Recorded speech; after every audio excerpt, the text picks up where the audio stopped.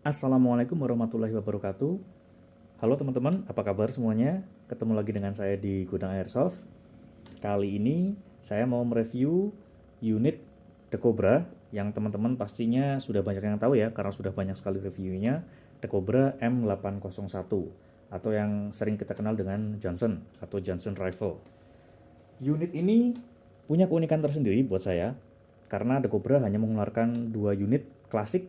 Yang pertama unit ini The Cobra M801 dan juga ada Mauser C96 atau M301 kalau tidak salah.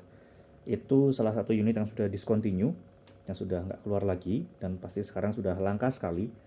Nah yang kedua adalah ini unit M801 atau Johnson Rifle yang memang diambil dari replika senapan M1941 Johnson. Kenapa namanya M1941? Karena memang dibuat pada tahun 1941, zaman era Perang Dunia Kedua.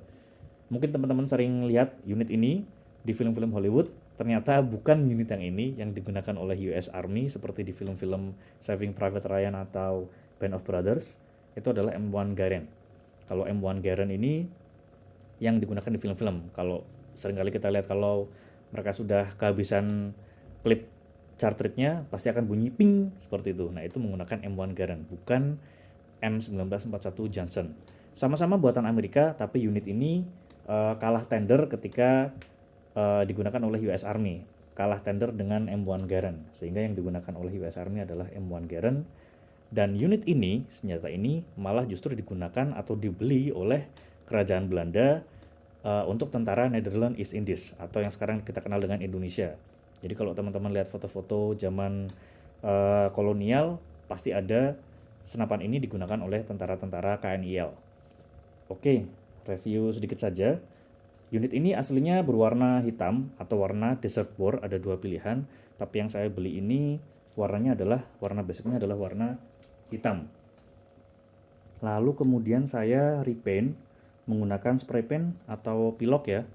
Saya menggunakan pilok warna black flat dan juga pilok Madoras brown.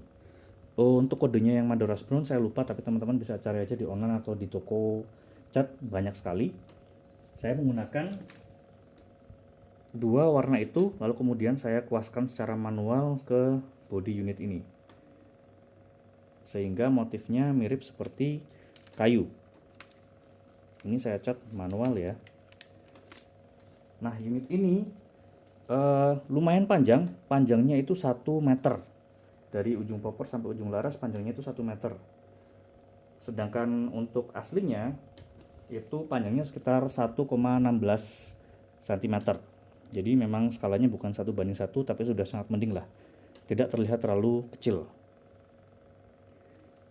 Oke, ini motifnya. Saya buat motif kuas seperti ini sehingga mirip seperti kayu, seperti bodi aslinya.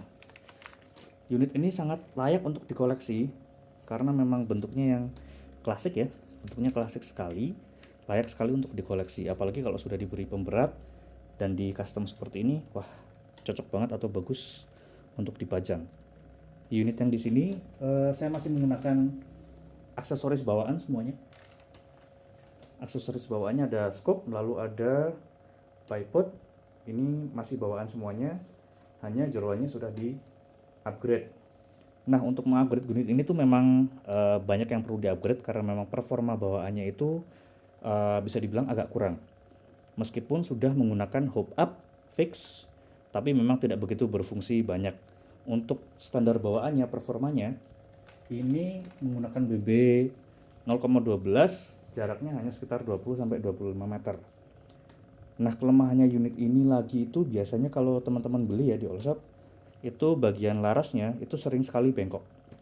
Makanya ketika di upgrade atau teman-teman tuner itu yang sering sukir pasti mengganti larasnya menggunakan pipa PVC. Nah, kalau ini masih bawaan semuanya, masih standar.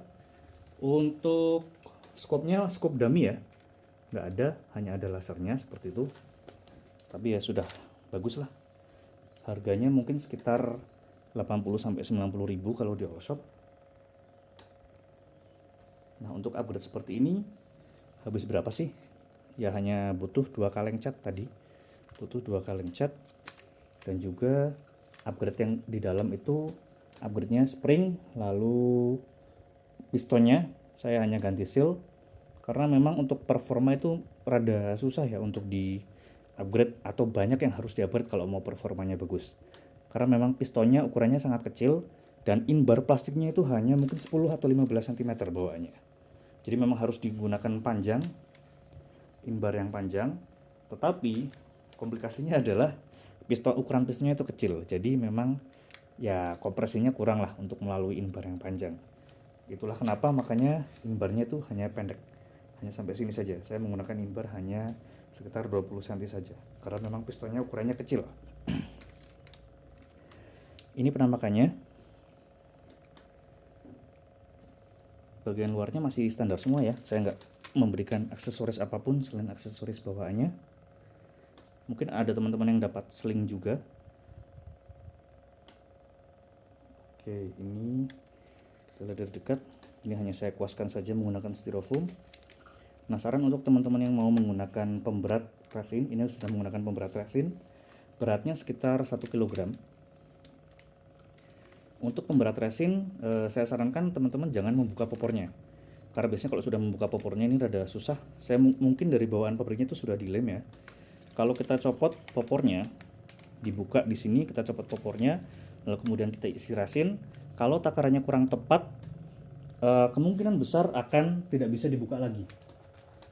Tidak bisa ditutup maksudnya. Seperti contoh, saya punya contoh popor yang gagal di resin. Jadi seperti ini, jadi nggak bisa ditutup lagi. Nah, kalau teman-teman mau menggunakan pemberat resin, saya sarankan buka saja ini tabung yang ada di popor belakangnya, dibuka lalu kita tinggal isi dengan cairan resin. Tidak perlu membuka atau membelah popornya, biar tidak terjadi hal-hal yang tidak diinginkan.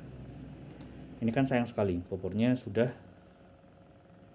tidak bisa digunakan lagi, terbuka seperti ini karena menggunakan resin, padahal takarannya pun sudah betul tapi tetap bengkok ya, karena memang banyak sekali ruang yang bisa diisi di sini.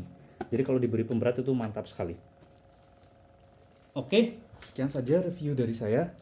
Unit ini cocok untuk koleksi karena bentuknya yang sangat klasik, tapi untuk sukir memerlukan upgrade yang tidak sedikit dan juga kesulitannya karena panjang seperti ini. Untuk build quality-nya oke lah, sudah standar The Cobra. Kita tahu The Cobra lebih baik daripada unit-unit yang lain. Untuk harga sekitar 80 ribuan itu sangat sepadan sekali untuk dikoleksi. Ya, terima kasih teman-teman. Kalau teman-teman suka silakan subscribe channel saya supaya bisa lebih berkembang lagi. Oke, sekian dulu dari Gudang Airsoft. Terima kasih. Wassalamualaikum warahmatullahi wabarakatuh.